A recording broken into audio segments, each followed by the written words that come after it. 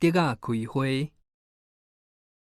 最近收到一张 email， 讲起竹仔会开花结籽的代志，内底有文章甲图像的互动，这对我学自然科学的实在是无啥物稀奇。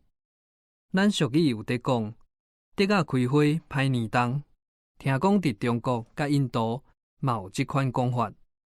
这毋是迷信，也是传说，是有科学根据的。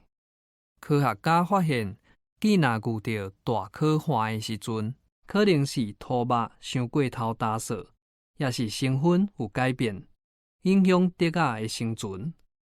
为着要赶紧会当生产后代，所以就紧开花结籽。这个种子就会经过风甲水的流动，也是其他的动物来食竹仔米的过程，刷去到别位，等候好时机，互后代会当传落去。若毋是安尼，这种竹仔早就坐种去啊。有一件较少人知影的代志，就是咱台湾甲泰国有一项合作计划，叫做泰洪山地计划，是台湾派农业专家去泰国北方的山区，将遐原本种鸦片的土地改做农业生产用地，内底就有甲台湾的竹仔米摕去泰北遐生炭，生产竹笋甲竹仔的加工品。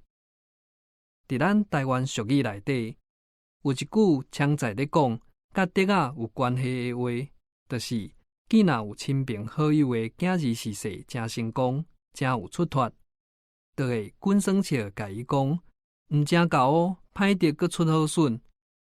表面上听起来，哪像是一句骂人的话，毋过实际上是在懊恼伊的囝儿逝世，听的人嘛拢袂生气。